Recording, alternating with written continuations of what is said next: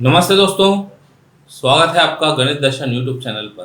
Class 12th mathematics part 1, इसका chapter 3 trigonometric functions, ये हमें शुरू करना है। तो ट्रिग्नोमेट्रिक फंक्शंस में जाने के पहले आपने 11th में जो ट्रिग्नोमेट्रिक पढ़ा था और इसके पहले भी जो स्कूल में ट्रिग्नोमेट्रिक पढ़ा था, तो आज उसको रिवाइज कर लेते हैं। एक बार वो रिवाइज हो जाए तो उसका काफी यूज होगा ये पूरे चैप्टर में। तो वी रिकॉल ट्रिग्नोमेट्रिक, उसकी वैल्यूज और कुछ अलाइड एंगल्स के लिए formulas.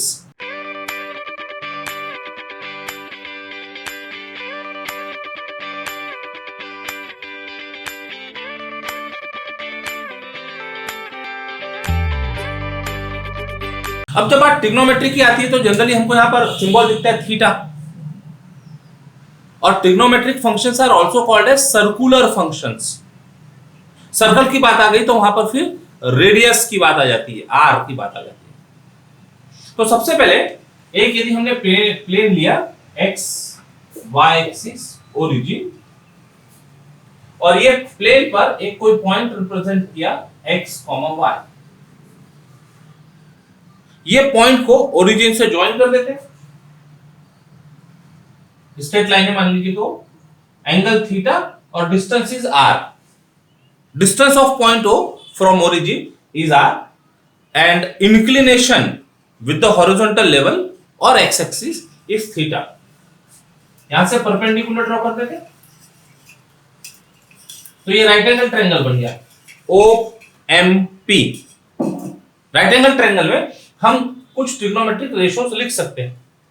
cos theta from figure, cos theta is equal to adjacent side upon hypotenuse, that is equal to OM upon OP. What is OM? अब जब ये परपेंडिकुलर ड्रॉ किया तो कार्टेशियन सिस्टम से ये जो डिस्टेंस x एक्सिस पर दिख रहा होगा ये x होगा, और पैरेलल टू y एक्सिस जो डिस्टेंस होगा ये y होगा। तो वैल्यू रख देते हैं उनकी। OM is x, OP is r। तो cos थीटा हो गया cos theta x by r, which imply x equal to r cos theta, and sin theta find करते हैं फिगर से। sin theta is opposite upon hypotenuse. Opposite is PM, hypotenuse is OP, PM is Y, hypotenuse is R, तो therefore sin theta बन गया Y by R, which gives Y is equal to R sin theta। तो X और Y ये Cartesian coordinates थे। ये जो दो नए सिंबल हमने यूज किए R और थीटा, ये बन गए पोलर कोऑर्डिनेट्स। तो रिलेशंस है ये कार्टेशियन कोऑर्डिनेट्स और पोलर कोऑर्डिनेट्स में। तो देयरफॉर एक्स वाई जो पॉइंट था वो लिखा जा सकता है r cos theta r sin theta. x stands for r cos theta, y stands for r sin theta. ये होगा relation between Cartesian and polar coordinates. Trigonometric values find करने के लिए एक सर्कल ड्रॉ करते हैं। Consider a standard unit circle। अब यहां दो वर्ड है, एक स्टैंडर्ड और दूसरा यूनिट। तो जब स्टैंडर्ड की बात करते हैं, स्टैंडर्ड सर्कल, तो इसका मतलब उसका जो ओरिजिन है, सेंटर और ओरिजिन सेम होगा। सर्कल का जो सेंटर है दैट इज ओरिजिन। तो जब किसी सेंटर, जब कोई सर्कल का सेंटर ओरिजिन हो तो वो कहलाता है स्टैंडर्ड सर्कल, और जब रेडियस 1 हो तो वो कहलाएगा यूनिट सर्कल। तो R1 है, तो जैसे ही सेंटर 0 हो गया, 0 0 और रेडियस 1, तो ये पॉइंट्स के कोऑर्डिनेट हम लिख सकते हैं 1, 0 0, 1, जहां पर एक्सिस को इंटरसेक्ट कर रहा हो सर्कल, -1, 0, 0, -1। जब हम स्टैंडर्ड यूनिट सर्कल की बात कर रहे हैं तो here r is equal to 1। तो ये जो हमने रिलेशन देखा था, therefore x y coordinates x y is now equivalent to, इसको इक्विवेलेंट कह लेते हैं, इक्विवेलेंट टू cos थीटा और sin थीटा। r की वैल्यू 1 हो गई।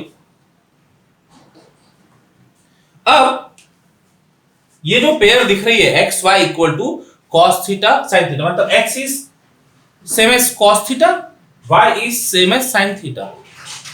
अब यहां पर ये मान लो हमने एक लाइन सपोज की OP, तो OP का एंगल x एक्सिस के साथ क्या बन रहा है, ये O है और ये P है। तो what is the angle of OP with x axis? 0 degree, मतलब थीटा की वैल्यू यहां पर होगी 0 डिग्री। तो ये जो पॉइंट है, ये पॉइंट रिप्रेजेंट कर रहा है cos 0 degree sin 0 degree. x is equivalent to cos, x is equivalent to cos of theta, y is equivalent to sin of theta। अब यदि ये समझ में आ गया तो इसको घुमाना शुरू करते हैं, OP को घुमाना शुरू करते हैं। ये OP आया यहां पर, अब एंगल बन गया 90 डिग्री। तो 90 डिग्री बन गया, तो ये जो पॉइंट है, ये पॉइंट क्या रिप्रेजेंट करेगा? This point is same as cos of 90 sin of 90। cos 90 degree is 0, sin 90 degree is 1। Rotation continue रखते हैं। ये 0 डिग्री था, यहां 90 डिग्री आया, ये घूम के 180 डिग्री। तो जैसे ये 180 डिग्री हो गया, तो 180 डिग्री होने से दिस इज cos 180 डिग्री और sin 180 डिग्री, मतलब cos 180 डिग्री की वैल्यू -1, sin 180 डिग्री की वैल्यू 0। याद रखने के लिए आसान होगी ये वैल्यूज। ये रोटेशन चला 90 डिग्री, 180 डिग्री, ये घूम के नीचे आ गया 270 डिग्री। तो 270 डिग्री के लिए this point becomes cos 270 degree sin 270 degree. अभी तो हम डिग्री में काम कर रहे हैं, लेकिन जब काम करेंगे, एक्चुअल जब वर्क शुरू करेंगे, तो सबको हम पाई में बात करेंगे, रेडियन में बात करेंगे। तो जो स्टैंडर्ड एंगल थे 0, 90, 180, 270, अब एक पूरा रोटेशन कर लेते इसका। ये 0, 90, 180, 270 और घूम के यहां पर कंप्लीट हो गया। कितना डिग्री हो गया एक पूरा रोटेशन करने के बाद? 360। तो 360 के लिए भी यही वैल्यूज रहेगी 1 और 0। तो this is same as cos of 360 sin of 360, 2 pi, complete rotation 2 pi। तो cos 2 pi is 1, sin 2 pi is 0। अब एक बात यहां से समझ में आती है, जब x एक्सिस पर बात हो रही है तो x एक्सिस पे y कोऑर्डिनेट तो 0 होता है हमेशा, और y sin के इक्विवेलेंट है। तो जब भी x एक्सिस पर एंगल होगा, कैसे एंगल होंगे? 0, यहां पर एंगल 0, फिर पाई, यहां एंगल होगा 0, यहां पर पाई, यहां पर 2 पाई, यहां 3 पाई, 4 पाई, 5 पाई। मतलब जब भी इंटीजर मल्टीपल ऑफ एंगल होगा तो x एक्सिस पर लाई करेगा, और x एक्सिस पर sine function is always 0, n pi के फॉर्म में, करेक्ट।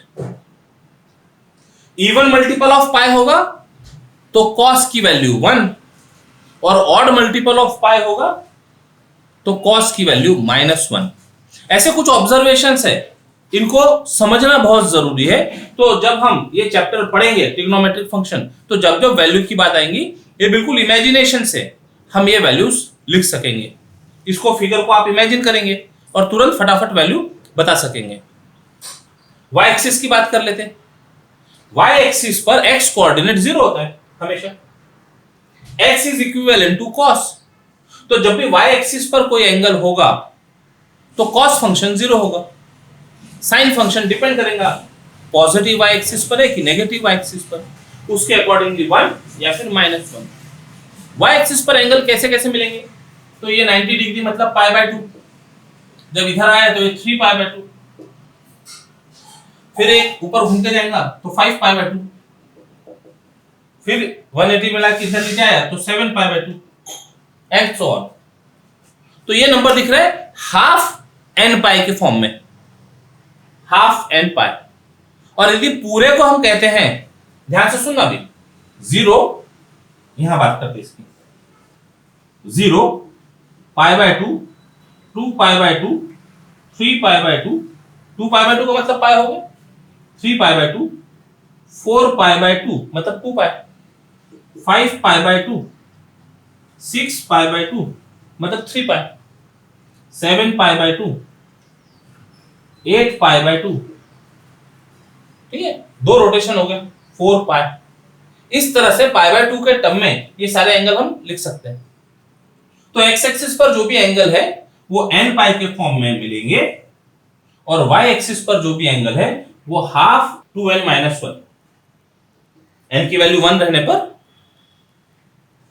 2-1 1 π/2। ये ऑड नंबर जब 1 से स्टार्ट करने हो तो उसके लिए जनरल फॉर्म 2n-1 लिया जाता, और जब ऑड नंबर 3 से स्टार्ट करने हो तो उसके लिए ऑड नंबर का जनरल फॉर्म 2n+1 लिया जाता है, ठीक है।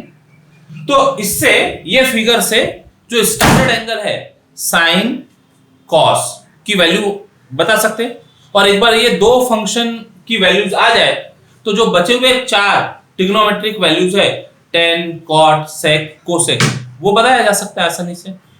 एक बार इसको इमेजिन कर लिया, ये फिगर को इमेजिन कर लिया, तो बाकी की वैल्यूज बताई जा सकती है। एक दो एग्जांपल ले लेते हैं। tan 90 degree, tan 90 degree infinity not defined, sin 90 degree upon cos 90 degree 1/0 not defined, ठीक है। sec 180 degree, sec 180 degree -1, sec मतलब cos का रेसिप्रोकल, cos 180 डिग्री इज -1, तो sec 180 डिग्री उसका रेसिप्रोकल इज अगेन -1। फिर से स्टैंडर्ड यूनिट सर्कल लेते हैं, centre is origin, radius is 1। अभी हमने 0 डिग्री, 90 डिग्री, 180 डिग्री, 270 डिग्री और 360 डिग्री की बात की। कुछ और स्टैंडर्ड एंगल्स है। 30 डिग्री का एक एंगल ड्रॉ करते हैं, 30 डिग्री, रेडियस 1 है यानी ये 1 होगा। यहां से परपेंडिकुलर ड्रॉ कर दो, परपेंडिकुलर, ये P, OP और ये M। तो ये 30 डिग्री है, ये 90 डिग्री, तो डेफिनेटली ये 60 डिग्री होगा। तो ये ट्रायंगल बन गया 30 60 90 डिग्री का। तो यहां स्टैंडर्ड रिजल्ट होता है side opposite to 30 degree is half of hypotenuse. तो ये 1 है तो उसका हाफ, यानी जो PM होगा ये होगा half, and side opposite to 60 degree is √3/2 times hypotenuse. तो हाइपोटेनियस 1 है तो ये जो OM हुआ इसका नाम O दे देते, ये √3/2। तो ये यदि ट्रायंगल याद रहता है तो यहां से हम 30 और 60 डिग्री के ट्रिग्नोमेट्रिक वैल्यूज लिख सकते हैं। कुछ बात कर लेते हैं। साइन 30 डिग्री वैल्यू बोलते जाओ। Sine 30 degree 1/2, cos 30 degree √3/2। दो मिल गए तो बाकी के डिराइव किए जा सकते, tan, cot, sec, cosec, ठीक है, वो डिराइव किए जा सकते। 60 की बात कर लेते हैं। Sine 60 degree √3/2, cos 60 degree adjacent upon hypotenuse 1/2। अब हाइपोटेनस 1 है तो देख के समझा जा सकता है। तो ये एक छोटा सा ट्रायंगल माइंड में फिट कर दिया तो 30 और 60 का प्रॉब्लम सॉल्व। ये दो बेसिक फंक्शन मिल जाए साइन और कॉस, तो बाकी के जो चार डिराइव्ड फंक्शन है वो तैयार किए जा सकते हैं। अब एक और स्टैंडर्ड एंगल 45 डिग्री की बात करते हैं। स्टैंडर्ड यूनिट सर्कल में स्टैंडर्ड यूनिट सर्कल में 45 डिग्री ले लेते हैं। ये ओरिजिन, रेडियस 1, यानी ये रेडियस 1 यहां से परपेंडिकुलर ड्रॉ किया, ये 90 डिग्री, ये 45 है, 90 है, तो ये भी 45 डिग्री होगा। ये 1 है, मतलब ये दोनों सेम लेंथ की साइड्स होंगी, आइसोसेलेस ट्रायंगल। तो यदि इसको x x मान ले तो राइट एंगल ट्रायंगल में x का स्क्वायर प्लस x का square is equal to 1, 2x का square is equal to 1, x square is equal to 1/2, x is equal to plus minus 1/√2। लेकिन हम साइड बोल के यूज कर रहे हैं x को, नेगेटिव हो नहीं सकती, x इज इक्वल टू 1/√2। दोनों साइड 1/√2 आ गई। अब sin 45 डिग्री की बात कर लो कहीं से भी, या cos 45 डिग्री की बात कर लो, sin 45 degree is equal to 1/√2, cos 45 degree is equal to 1/√2। बाकी की वैल्यूज बोली जा सकती है। cot 45 डिग्री बोलो,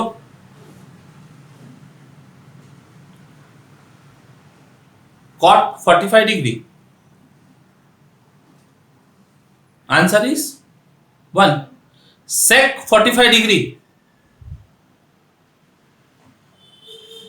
sec 45 degree √2, correct. cosec 30 degree, cosec 30 degree 2, cosec 60 degree, cosec 60 degree 2/√3। ठीक है, तो जो डिराइव्ड फंक्शन है वो मिलाना कोई मुश्किल काम नहीं। एक बार ये बेसिक चीजें माइंड में फिट हो जाए तो समय पर हम बाकी की चीजें इनसे डिराइव कर सकते हैं। cos pi plus theta, sin pi minus theta, sec π/2 plus theta, इस तरह के जो एक्सप्रेशंस हैं, तो अभी उसका डिस्कशन करते हैं। हम हमारे फंक्शंस को दो कैटेगरी में रखते हैं। एक यदि मान लो हमने f कहा और दूसरा g, यहां था साइन, उसके बाद में tan और उसके बाद में sec। ये तीन फंक्शन इस कैटेगरी में रखे और तीन फंक्शन यहां रखे, cos, cot और cosec।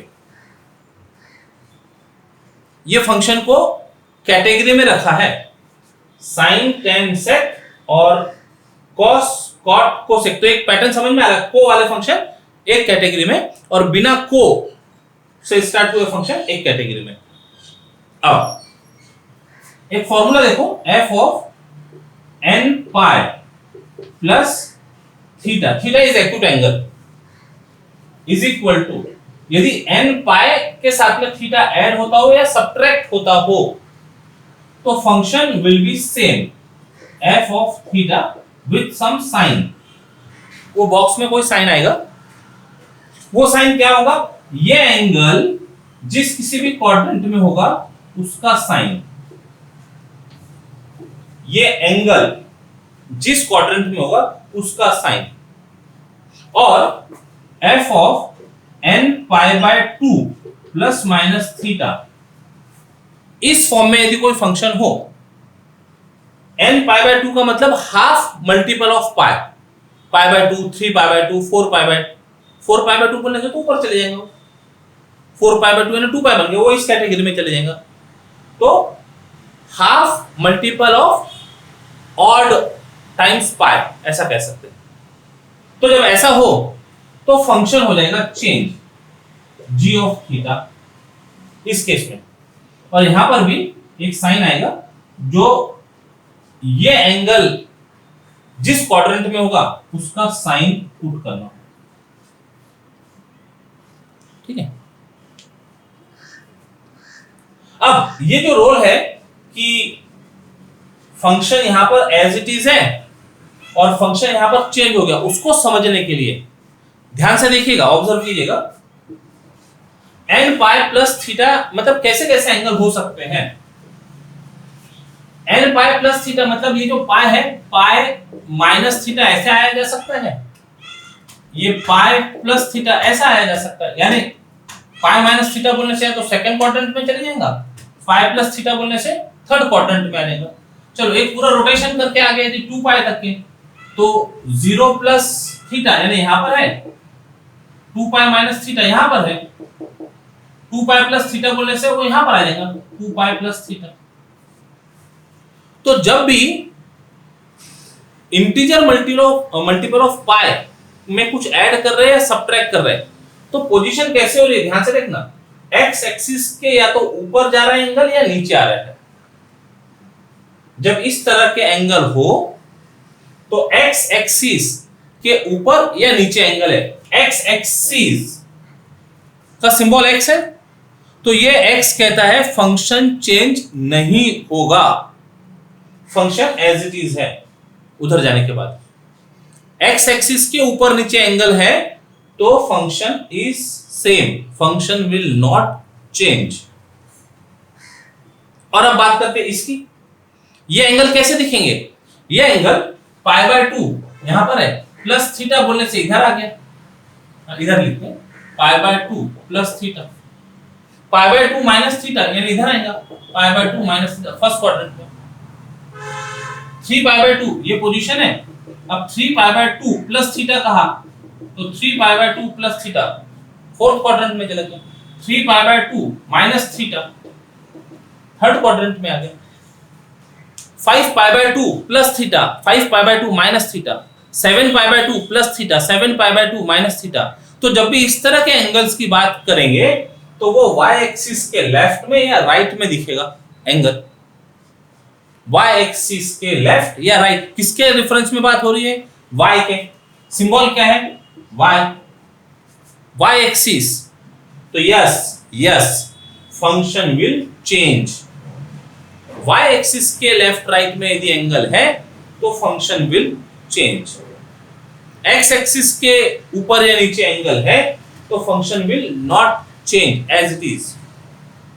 और रही बात ये साइन की, तो अब ये डिसाइड करना होगा कि हमारा जो एंगल है वो कहां पर है, वो है जिस क्वाड्रेंट में होगा वो साइन। कुछ एग्जांपल सपोज करते हैं, particular example sine y minus theta, तो सबसे पहला काम तो ये x और y से लेकर काम करेंगे, साइन पाई माइनस थीटा है तो function will not change as it is sine theta. अब बात आती है उसको प्लस देना कि माइनस देना, तो ये कौन से क्वाड्रेंट में हुआ एंगल, पाई माइनस थीटा, इसका क्वाड्रेंट क्या है, एंगल का क्वाड्रेंट क्या है, सेकंड, और सेकंड में साइन कैसा रहता है, पॉजिटिव, तो ये पॉजिटिव।